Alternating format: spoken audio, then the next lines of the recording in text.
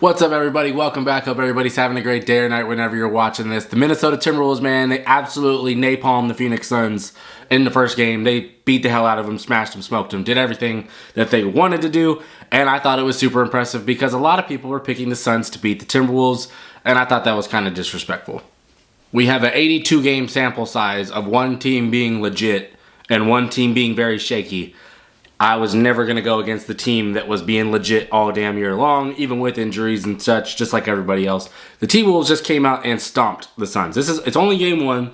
We've got 3 more games for them to move on, and Phoenix isn't going to roll over or anything like that. But I thought this game one performance was outstanding, to say the least. I want to talk about the things that impressed me the most with the Timberwolves in this game against the Suns, and some things that I think that they can really keep doing and keep taking advantage of.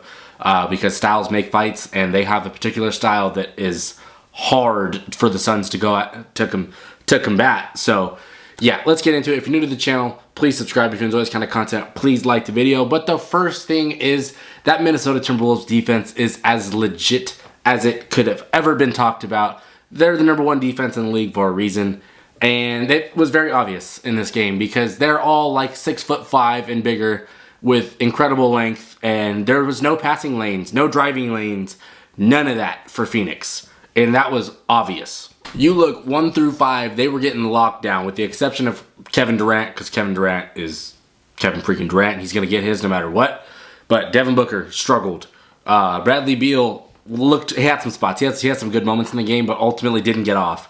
Grayson Allen didn't do much, like Eric Gordon didn't do much, Royce O'Neal hit some open threes because they're leaving him open, and they'd rather he take them than anybody else, and it worked.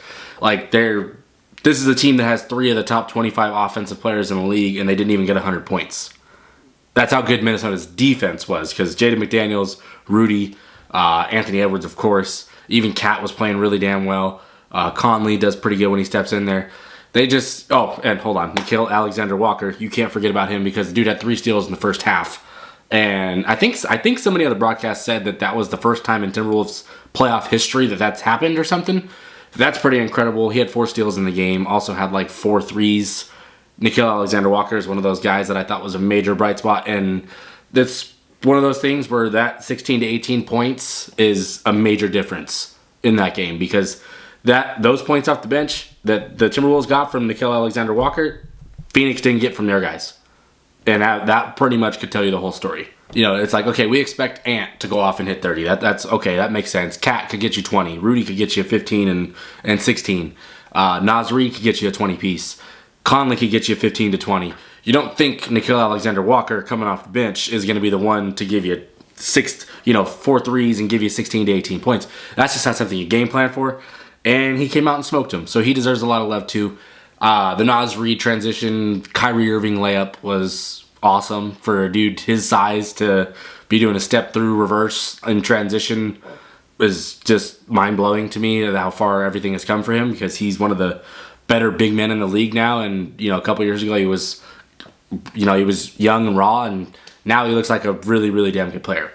I think we can all agree though that Anthony Edwards was the best player on the floor, on a floor that had Anthony Edwards, Karl Anthony Towns, Kevin Durant, Devin Booker, and Bradley Beal. He was by far the best player on the floor, the most important player on the floor, and the most impactful. The defense, the shot creation, the third quarter alone was what blew the game open.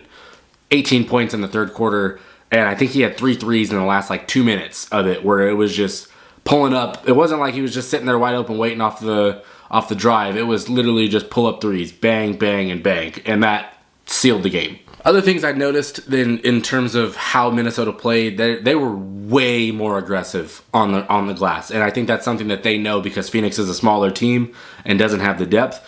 That when you have Jaden McDaniels, when you have Anthony Edwards, when you have Cat, you have Rudy Gobert, you have Nickeil Alexander-Walker, you have all these dudes crashing the glass.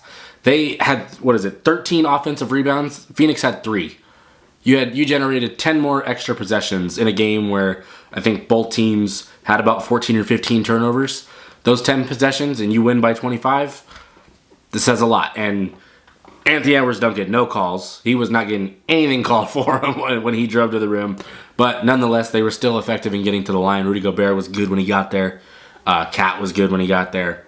I loved what they did in game one in terms of setting the tone, because they're like, we're going to be in your grill. And they basically said, we're going to hack you. We're going to foul you. And whether they call it or not, it's up to the refs. But we're going to foul you. We're going to play physical as hell. And we're going to out-rebound you like crazy. And there's no way you'll be able to keep up. And that's what they did. And Phoenix, on the flip side of things, had no answer for their defense. And going to zones and whatever Minnesota did worked. Because Phoenix, they don't have like a set-up offense. It's Kevin Durant, do your thing. It's Devin Booker, do your thing. It's Bradley Beal, do your thing. And those two guys, like those three guys all like just work together. And that can work in the regular season and get you 45 wins. But when you get to, you know, the playoffs and you're the 6th seed going up against a team that was basically the 1 seed or fighting for it all year long, that knows who they are and knows what they want to do and knows how they want to play, and they're in tune with it. If you don't have an offensive setup, you're probably screwed. And it doesn't look good for Phoenix after game 1 because they got bullied, they got punched in the teeth, and they didn't have a counter for it, which is something that's kind of rare for a playoff team. But I think the main keys for them going forward is because they are the much bigger team. You need to impose your will on Phoenix. You have to be the more physical team because Devin Booker likes to play flashy. Bradley Beal likes to play flashy. Kevin Durant likes to play flashy. None of those dudes are all that physical. So if you're in the teeth and smash mouth, you're gonna make them play out of character, and you're gonna have a lot of success. I think Kevin Durant had like 5 or 6 turnovers, something like that. So ultimately, I think Phoenix is in trouble after that first game because they did not show me anything that would make me say, "Oh yeah, they'll be okay. They'll figure it out." None of that was ever coming around. But ultimately, you're probably not going to get 18 from Nickeil Alexander-Walker every night. But you may get 20 from Naz Reid in the next game. You may get Cat with 30. If Phoenix can't stop Ant, they're cooked anyway. So ultimately, it looks like Minnesota came out and is showing that they can compete with the best of them.